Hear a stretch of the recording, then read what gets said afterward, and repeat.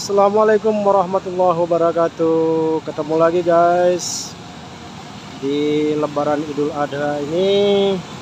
Kita lagi keliling dan sekarang kita berada di depan Masjid Sultan Mahmud Riyad Shah. Ini sekarang menjadi masjid terbesar di Kota Batam guys. Suasana Idul Adha ya, ini baru diguyur hujan. Terus kita mau jalan ke dalam, mau lihat kegiatan Idul Kurban, Idul Adha kali ini di masjid ini. Oke, kita segera ke dalam ya. Sekarang kita udah memasuki pelataran masjidnya ya. Jadi masuk ke dalam masjid, komplek masjid ini masuk daerah suci guys. Jadi sendal dan alas kaki ditinggal di sini. Kemudian di situ ada tempat cuci basuhnya. Ini sendal-sendal pengunjung yang masuk ke dalam, termasuk kita guys. Ya. Oh.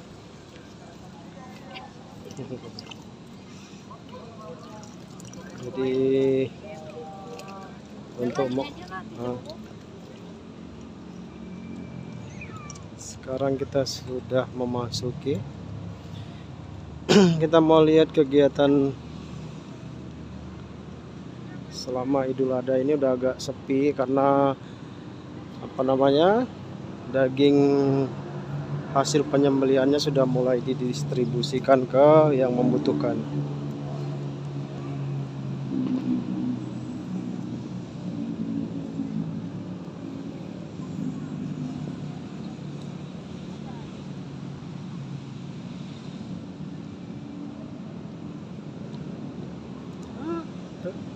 Trans Batam yang kecil.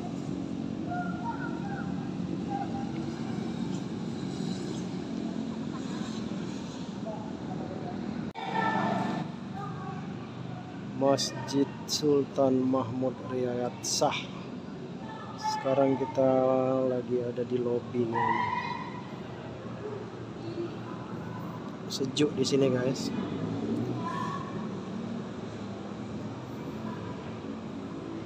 Masjid ini diresmikan oleh Bapak Muhammad Rudi, Wali Kota Batam pada tahun 2019. Dulu Ustadz Kondang Ustadz Abdul Somad sering mengadakan kegiatan di sini.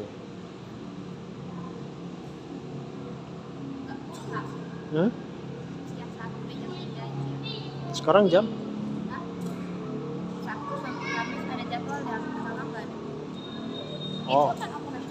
Oh iya. Sebenarnya kita mau naik ke menara pandangnya ya guys, untuk ngelihat view dari atas. Karena yang di Jabal Arafah kita udah coba, tapi di masjid ini yang belum. Ini ternyata ada jam operasionalnya. Sekarang kita ada di hari Kamis. Nanti di jam 1 sampai jam 3 sore. Sabtu sampai Kamis dan hari Jumat.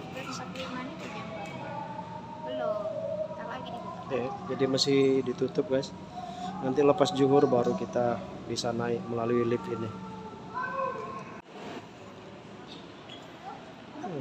Cukup luas.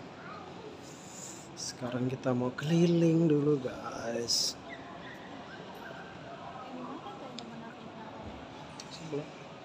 Sebelah sana tuh.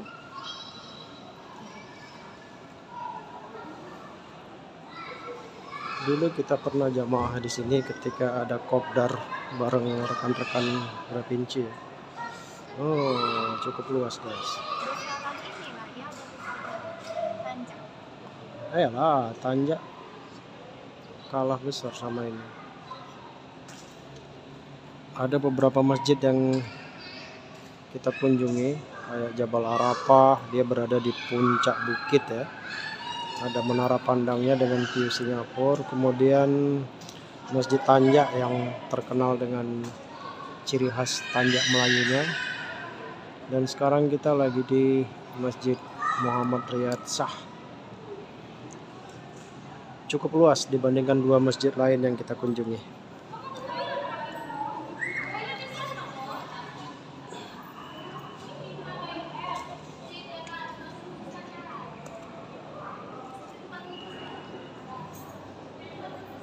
Penitipan barang ada di sana.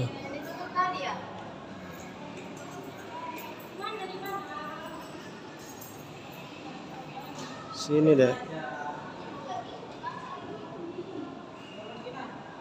Jadi ini seperti wisata religi buat warga Batam.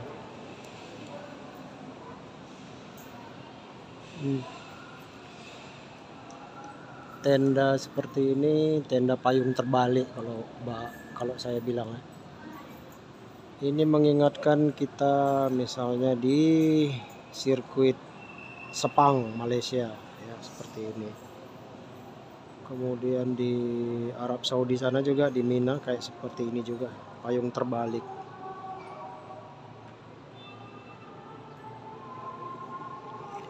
Tapi sejuk di sini, adem karena luas tinggi ya, jadi kalau mengadakan kegiatan pengajian di sini juga enak.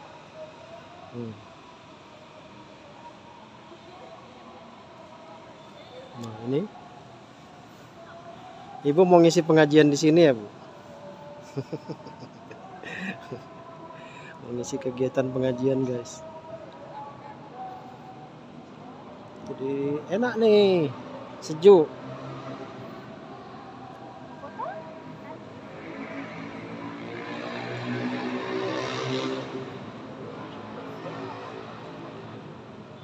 Payung terbalik tuh lihat. Ya konstruksinya baja. Kalau nggak tahan dia.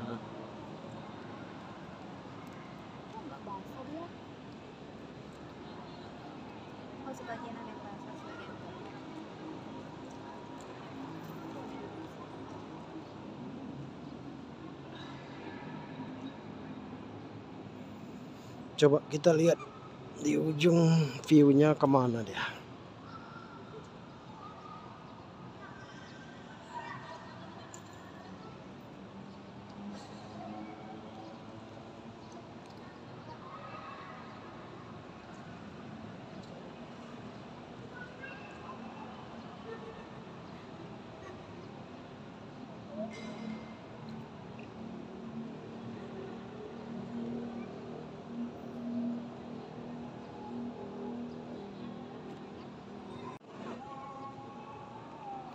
Kita berada di belakang Masjid Muhammad Riyad Shah ini ya.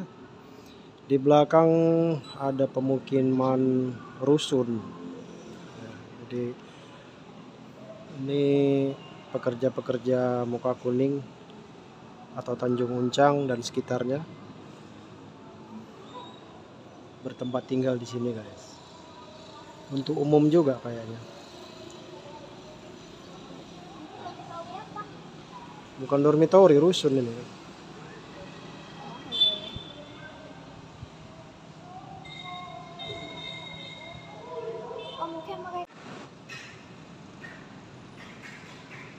Jadi kegiatan pemotongan hewan kurbannya ada di belakang sana guys.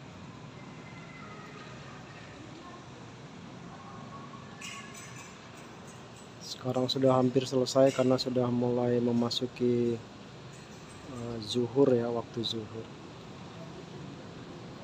Jadi bagi umat muslim, umat Islam, Idul Adha itu identik dengan perayaan ibadah haji, kemudian kurban juga ya. Jadi kalau dalam Al-Quran surat Asy-Syaffat ayat 103-104 ya,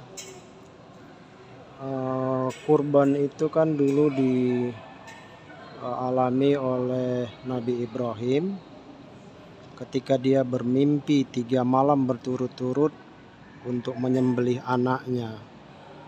Sebenarnya ini bukan kurbannya atau bukan penyembelihannya yang menjadi poinnya, tetapi adalah ujian kita sebagai manusia, dalam hal ini terwakili oleh Nabi Ibrahim,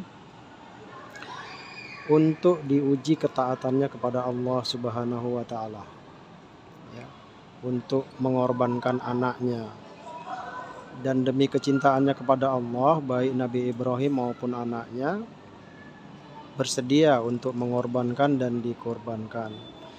Namun pada pelaksanaannya, pada detik-detik terakhir, Allah mengganti anak Nabi Ibrahim menjadi domba. Jadi yang disembelih itu adalah domba, sementara anaknya nggak apa-apa, ya. Jadi itulah ujian yang dialami oleh Nabi Ibrahim untuk membuktikan bahwa beliau sangat mencintai Allah Subhanahu wa Ta'ala di atas cintanya kepada anak-anaknya. Demikian yang diriwayatkan dalam Al-Quran. Jadi di masjid ini juga, tidak hanya di masjid ini, tapi di masjid-masjid seluruh dunia hari ini mengadakan penyembelihan hewan kurban sebagai salah satu ibadah sunnah di dalam Islam itu sendiri. Jadi bukan sadisme yang mau ditonjolkan, tapi adalah keikhlasan kita berkorban di jalan Allah Subhanahu wa Ta'ala. Kira-kira begitu ya. Kalau ada yang kurang mohon diluruskan.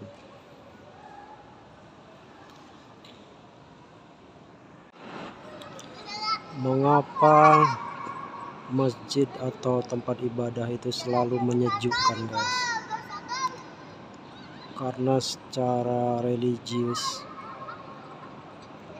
kita lebih dekat kepada Tuhan, kepada Allah Subhanahu wa Ta'ala, karena kita ada di masjid.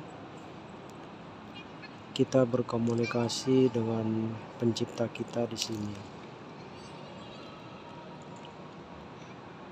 Walaupun orangnya banyak, pengunjungnya banyak, jamaahnya banyak, namun tetap selalu terasa sejuk di dalam masjid. Kalau secara struktur bangunan, masjid memiliki ceiling yang tinggi, sirkulasi udara yang bagus, sehingga selalu terasa sejuk udara yang ada di dalam sini meskipun tidak menggunakan aircon.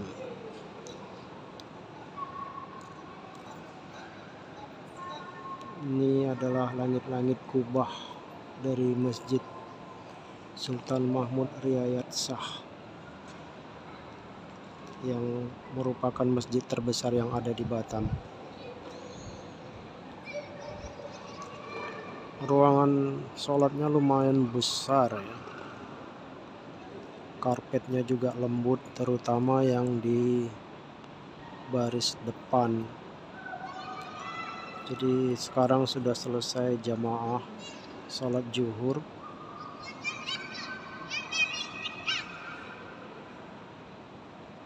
Ya, namun masih banyak orang yang menggunakan tempat ini untuk beristirahat.